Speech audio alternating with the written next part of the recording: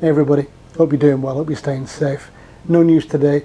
I'm going to SeaWorld this morning, so I've got this to come out instead. So this is, do you really want to go to Disney World in 2020? Is it worth going to Disney World in 2020 with all that's going on at the moment? So I just want to start by looking at the parks and what's happening in the parks. Then I'll look at the resorts, and then I'll kind of wrap up by looking at other stuff that wraps around the whole deal. So let's just start with the parks. So for the first time ever, you're going to need a reservation to get into the parks. You don't know when you might get a reservation for. We don't know how full the parks are going to be. We don't know what the capacity of the parks are going to be. It's rumoured that it might be 25 to 30%. So the Magic Kingdom allegedly holds around 50,000 people. They never tell you. So 25% of that is going to be 12,500 people. Those tickets could be snapped up really, really quick. So are you going to get one or are you not going to get one? If you're an annual pass holder and you're on the doorstep, it doesn't really matter, I suppose. You know, you take it as it comes. If you can get a weekend, you'll go. If you're coming from further afield, then if you've got a resort booking, is that going to be tied to a reservation? Or are they going to say, well, sorry, but you've got a resort booking, so we're not going to cancel that. Crack on and come down. If you can only get a reservation for 1 day or 2 days out of maybe a 5 day or 7 day stay, are you going to do that in the hope that you get a reservation for the park? It's a complete lottery right now. They haven't said who's going to get preference. What they have said is that resort guests aren't going to get preference, so which is astonishing to me. So you can rock up at your hotel and you won't know, well, you will know by then whether you're going to get in or not. Now, I don't know whether they're going to run a standby system like they do in Shanghai and give preference to resort guests for the standbys. That's a possibility. But do you want to bank on that? That's the thing. So the next thing is face masks will be required in the parks. There's been, people have vlogged from Universal already. I haven't been down there. As I say, I am going to SeaWorld tomorrow. I will have my mask on and I will be bringing that video out tomorrow at some point. Is it going to be feasible for people to wear masks for 6, 7, 8 hours a day? Or are you going to get people fainting in the heat? And because it is going to be 90 degrees-ish for the rest of the summer. You know, that's what it's going to be in the afternoon, plus a ton of humidity. So is it feasible for people to wear masks all the time? Or are you going to find people breaking the rules? Or are Disney going to have places that you can go and sit in the shade for a while like you can in Universal right now? But that's just another thing, face masks. Temperature checks will be required to get into the parks. So if you've got a temperature over 100.4, you're not getting into the park. And I believe not only are you not getting into the park, but your party aren't getting into the park either. So you may have travelled 3,000 miles or 100 miles or no miles, but wherever you've travelled from and you've got a fever, neither you or your party are not getting into the park. Another one. And it may be nothing to do with COVID-19. You could just have a fever because you've got a fever, but they can't tell and you won't be getting in. It's rumoured that there's going to be no park hopping.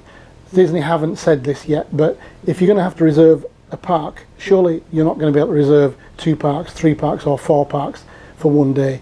You're going to be stuck in the park that you've reserved, that one park, and you are going to be there all day. So if you've got 3 days and you want to visit 4 parks, you're out of luck. Ain't going to happen, it looks like. So that's another reason. Limited capacity on rides. We're going to get social distancing on rides. Now, if there's 25 or 30% of people in the parks, that may not be such a big deal. May not be, but who knows. The popular rides still may back up. You'll certainly be in a line because you're going to be 6 foot away from the next person. Now, they are going to have virtual queues. Are they going to have virtual queues for every ride or not? I don't know. That could actually be a plus. The lines could be non-existent. I know that Universal's pretty much been a walk-on for most of the rides and they've had very low crowds. Will Disney have very low crowds? It's Disney. It's not Universal. It's Disney with all that Disney brings to it. So will people flock there anyway? And will they reach capacity every day? Who knows, right, at the moment. In early July, we don't know what the capacity is going to be in terms of it being reached.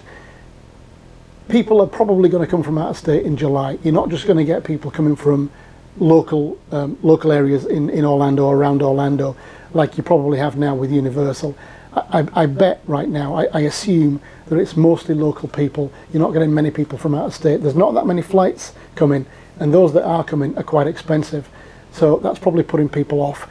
The resorts aren't open anyway, so if they do stay, they've got to stay away from Disney, and probably up in iDrive or somewhere like that. So it's not, they're not being very welcoming right now. But when Disney get their act together, they've got the deluxe resorts coming in only on June the 22nd, and we'll touch on them later. So, where are you going to stay? If you come, where are you going to stay? If you don't have a reservation right now, you're not getting one till at least June the 11th. So what does that do to capacities? I think they're not going to reach capacity in the early days, but as days go on, they probably will. But then when they get into low season again, then they probably won't again. And then we've got capacities probably being increased as we go through. So, from the ride perspective, it's probably going to be okay, actually. Limited capacity in restaurants is another thing. So, at the moment, restaurants can open at 100% capacity, and the patios can open with 6 feet gaps. Now, 100% capacity in the restaurants doesn't mean 100%. It means now they operate the same as patios. So they must operate with 6 feet between guest parties. So they're going to allocate tables prior to people coming in. They're not going to be shifting tables around during the day. They're going to probably draw a tape measure and say, okay, we can use that table, we can't use that one, we can use that one, we can't use that one. So it may be that they're only at 50%, 60% capacity anyway. So, but with 30% capacity in the parks, again, it might be okay. So that might be an okay experience. There's going to be limited park hours. Magic Kingdom's going to open at 9 to 7. Animal Kingdom's going to open 8 to 6. Epcot's going to open 11 to 9. And Hollywood Studios is going to open at 10 to 8. So all reduced hours, all quite curtailed in the height of summer, when usually the park hours are quite long, and especially in the Magic Kingdom. And you're now not going to get that. So the experience you get, if you're there all day, it's not going to be like a real all-day experience. You're probably going to do quite a lot of stuff, though. I haven't heard of rides that are going to be non-operational in Disney, apart from the ones that were going to be down anyway. It's going to be some of the shows that are going to be non-operational. So, it could be okay. Those limited hours might be okay. And then as we go through, maybe they'll extend those hours. But then when we get into fall again, it's going to be fall hours, so it's going to be limited hours again.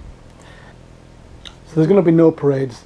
They have a castle show in the morning, that's out. They have the big parade in the afternoon, that's out. And then they have the fireworks show in the evening, that's out. So, there's nothing to really keep your attention on anything but rides and restaurants. There's going to be no real character interaction. In Shanghai, they kind of come up on the railway station and give you a wave. Universal are doing something different. They've got little stages where they're sort of 2 or 3 foot above people.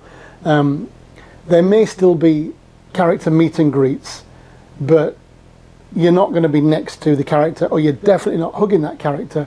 And then the face characters are going to have masks on, probably, unless they're far away from you, like they are in Shanghai. Universal have done a different thing. Their face characters do have masks and they're closer. But again, I doubt if you're going to get an autograph unless somehow your book gets passed, but then there could be cross-contamination, so probably not. So not a great character experience either. No fast pass, because it's probably going to be all virtual lines. Now that might play into, we've talked about rides, so do you need the fast pass anyway? If it's going to be 25 or 30% capacity, do you need the fast pass? You probably don't. So you might tick that box for, that's a good thing. No kids play areas. They've said there are going to be no kids play areas. So no water, no messing around on play equipment. So like in Fantasyland, there's going to be nothing there. In Epcot, there's going to be none of that water play area as you go from Future World through to World Showcase. So nowhere for kids to really let off steam because of the impossibility of control of those kids. So that's another cross in the box for me. Not that I've got small kids, but plenty of people do. And then there's potential issues into getting into Magic Kingdom. They've said there's going to be potential problems because of social distancing. They can only have so many people on the transport, on Disney transportation. I believe there's going to be no monorail, so that's one mode of transport out. That means the boat's going to take some of it, but that's going to be limited in capacity, and then you're going to get a ton of buses. So have they got enough buses to lay on between the resorts and then Magic Kingdom as well? I don't know. So it could be that you get a longer time to get from the transportation and ticket centre to Magic Kingdom, and then you're going to get a line to get into Magic Kingdom as well, because there's going to be temperatures taken and all that kind of good stuff. So depending on how many people are there at the same time, who knows how long you're going to be waiting. Now at Disney Springs it's not been bad at all, because it's Disney Springs and people aren't going for like early morning, apart from when World of Disney opened up. There was a line then, and I understand that there was a line for the pass holder days for Universal, but not other days. So yeah, it might be okay. So let's then move on to resorts. At the moment, only the deluxe resorts are going to be open, and they're open 22nd of June onwards. And they've not said when the moderate resorts are going to be open and when the value resorts are going to be open. So do they actually want you in their parks? Do they actually want people to come and stay with some hope or no hope of getting into those parks? That's a very interesting little conundrum. And why are they not opening up the moderate and value resorts? Is it just because they cost too much to open, to have all the cast members back there, and they don't know how many people are going to stay there? Have so many people cancelled their holidays that they don't believe it is going to be worth it? Are they going to consolidate some of the deluxe hotels, the resorts, and maybe not open all of them? Who knows, right? We're going to find out very soon, because it's coming up to June the 11th now tomorrow. They open on June the 22nd, so I doubt if they're going to consolidate. Actually, they probably will have all of those resorts open. CMs are going back to work in the restaurants in those hotels now, so they're probably going to be open. But when are the value and moderate hotels and resorts going to be open? When are people going to actually be able to come and stay in those resorts? You can change your resort bookings now free of charge for a long time, and I'm sure people are going to avail of that. If they don't know when they're going to be able to get on rides, if you're coming from New York, if you're coming from San Francisco, well, New York's another issue. You can't actually come from New York or Connecticut or New Jersey. That executive order is still in place, not been rescinded. There is no end date on it, so we don't know when the folks from the tri-state area can come. Are you going to come from Seattle all that way? Are you going to come from California all that way just to stay in a resort and not be guaranteed a space in the park? I wouldn't. As an annual pass holder, you get perks anyway. You get Florida resident rates, so you might do a staycation and do it that way. Would you do a staycation in a deluxe resort? I wouldn't. I'm sure people would, but I wouldn't. So what else is going on in the resorts? Temperature checking. So before you get into the resort, you have to get your temperature checked. Again, over 100.4 and your stay is cancelled. Basically, you're not coming in. Not only are you not coming in, your party's not coming in, because they've been with you and they might have something that you've got, whatever that something might be. Face masks are required in public areas, so not only are they required in the parks, they're required in resort public areas. So you're okay in your room and you're okay in the restaurant, but in lobbies and in other areas in that resort, wear a face mask. Feature pools are going to have foreshortened hours. I believe you don't have to wear a face mask in the pool areas, and then the non-feature pools are going to be open 24/7, I understand. So again, you won't have to wear your face mask there. There are no extra magic hours. So not only do you not have a guarantee of getting in the park, but when you do get a reservation in the park, no extra magic hours. Where's the perk then? So you can't get in earlier than anybody else. Now, is that because of the limited capacity? Disney have found that through virtual lines you won't need a fast pass and you won't need early magic hours or late magic hours. Maybe, but isn't that one of the perks anyway? It doesn't matter whether there's virtual lines so that you don't need fast passes, or this is a perk, and it's the fact that you get in that hour earlier, or you can stay later than non-resort guests, and now that's been taken away. No club level. So to begin with, there's going to be no club level. So people who like staying at clubs will not have that experience. Some people might then not come because they're not going to be able to stay at club level. Well, I guess Disney have said, well, fine, okay. Quite why the club levels aren't open, I don't know. I guess it's got to do with the food and drink that's served, and they just don't want to have that headache of doing that. There's going to be no resort airline check-in, so if you're used to having check-ins so you can drop your bags and just carry on and go to the airport, that's not going to be available. I'm guessing that for the people coming from the UK, Virgin aren't going to do their check-in at Disney Springs either. I don't know. I haven't read anything about that, but that's a distinct possibility. There's no character experiences in the resort hotels, and there's going to be no arcades. There's going to be no spas, no treatment in spas. There's going to be no Bibbidi Bobbidi Boutique. There's no in-room childcare, and there's no valet parking. So what does that all mean for the resorts? Not a lot, does it really? So you pay over the odds to stay at a Disney resort, and what do you get? You get a nice hotel, basically, because that's what it is now, a hotel. You get a nice hotel, you get a feature pool that's open for some of the time, and you get another pool that's open 24/7. But you get none of that Disney magic. You can dine in the restaurants, but there's going to be no real character interaction. So you get to eat nice food, which you pay a lot for, and you get to stay in a hotel, which you pay a lot for. You get zero perks on the parks, and that's it. And you're going to come a long way for this. And then the other thing that I haven't talked about is the Disney dining plan. So for those people that got the Disney dining plan for free, gone. In some instances, that's adding maybe $1,000, £1,000, €1,000 or more to your overall vacation. Even though they've given you 35% off your room, okay, great. But if there's 4 of you staying in that room, or maybe 5 of you staying in that room, that ain't going to cover it. So not only do you not get the experience, but you pay for the privilege now. You pay more than you were going to pay for the privilege. So again, that's another one that Disney really haven't come out great on for me. So we've looked at the parks, we've looked at the resorts. I don't think they're going to be, a fantastic experience. Would you come as a first timer? Would I suggest you come as a first timer to Disney in 2020? And the answer is no. So why would I say no?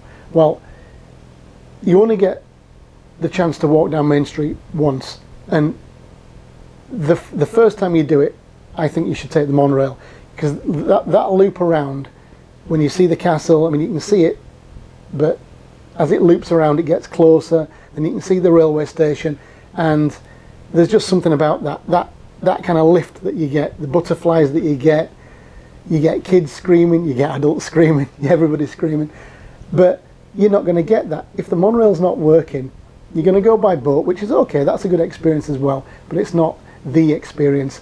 The bus just takes you through like a backstage kind of area, and you don't really see much at all, and you get off the bus and you walk through, you get your temperature taken, and you walk into Main Street where everybody's wearing a mask and where there's no characters, and you're probably not going to get the Dapper Dans. It's going to be fairly difficult to sing through a mask.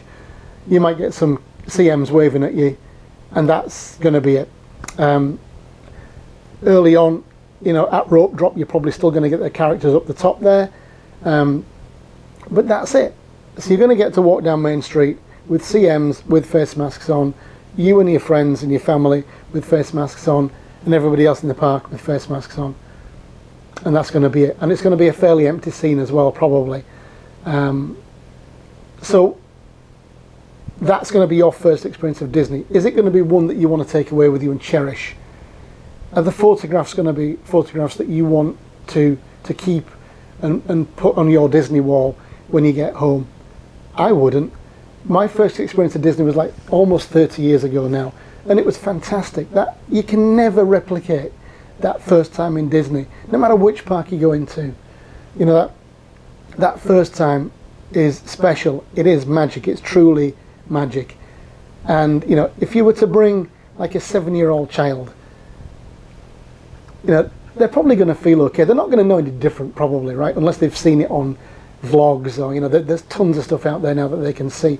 And if they have seen that, unfortunately, what are they going to think when they get there? So not only is it going to be a kind of letdown for adults, but it probably will be a letdown for kids. You may not see it, but they may ask you what's going on. So no, I wouldn't come. If you're travelling not very far and you've been there umpteen times, okay. Even if you're travelling from afar and you know what you're letting yourself in for, then fine. If you know what you're letting yourself in for, then come and do it. But it's not going to be the Disney experience, is it? When will it get better? To be honest with you, well, nobody knows, right? Nobody knows when the caseload is going to really come down. At the moment, if you look at my vlogs on a daily basis, Monday through Saturday, then you'll know that I look at cases every day. And we've spiked up in the past few days for good reason. There's lots more testing now, but we're not coming down is the issue. The caseloads aren't coming down. The deaths are kind of on an even keel. And then for America, we're coming down very, very gradually. So when are we going to be at a point where you either cannot wear a mask or it's declared over because there's a vaccine and the masks can come off, the social distancing can come away, and everything gets back to normal? I don't think that's going to be maybe till March, April next year. Gut feel, nothing more than that. They tell me it takes a year to get a vaccine, at least a year. So they started looking at the vaccines in March this year. So a year from there is March next year. So if it was me and it was the first time, or you were spending thousands of pounds or dollars or euros or whatever currency you operate in on coming, is it worth it? Or is it worth postponing it till next year? Go somewhere else. Go closer to where you live, and then you've got another year to save to maybe tack another week on, or tack some experiences on, and blow it a little bit. Shove the boat out there, but it'll be an experience that you can remember. Even an old-timer, like, come and just scrub it for this year maybe, and look at it for next year. Or not have a holiday, do a staycation wherever you're from. Stay at a seaside, or stay in a local place that's got some cultural background to it or some history to it, and come next year and then really blow it out for the 50th anniversary. Do 3 weeks instead of 2, or 2 weeks instead of 1, or 5 days instead of 2. Whatever it is that you were going to do, elongate it and do it like that would be my suggestion. I'll still be going because I live around the corner. I live 40 minutes away, and I'll still go because I can do the rides, and I can probably do it with not a lot of weight. We've talked about virtual lines, and if the capacities are low, then why not kill some time in a park and do some rides. I'll still be vlogging from different parks, but that's me, and I live very close. For a lot of other people, you don't have that benefit, that luxury, if you like. So why do you want to spend all that money? So we've talked about the parks, we've talked about the resorts, we've talked about the Disney dining plan, or lack of it. We've talked about first-time experiences. We've talked about all-timer experiences. And now I guess it's up to you guys. If you're watching, I guess you're watching for a reason. You're thinking about coming for 2020, or you've already booked for 2020. And you're either wanting affirmation that it's going to be okay, or you're thinking about rebooking for 2021. So whatever the decision is that you make, I hope you make the right one for you and your family, or your group of people that you're going to come with. I'd love to hear your thoughts on what you're going to do and maybe why you're going to do it. And comment down below. I'll comment back. I do try and get to every comment I can. I don't think I miss many. So yeah, enjoy the experience. If you're coming in 2020, make the best of it. If you're deferring and coming in 2021, I'm hoping it's going to be a great year, 50th year at Disney World, and I'm hoping this COVID-19 is going to be behind us quite early in the year. Look, I'd love it to be in 2020, love it to be. I just don't think it will be, but look, whatever you're going to do, make the best of it. Until the next time, thanks for watching, see you later, bye bye.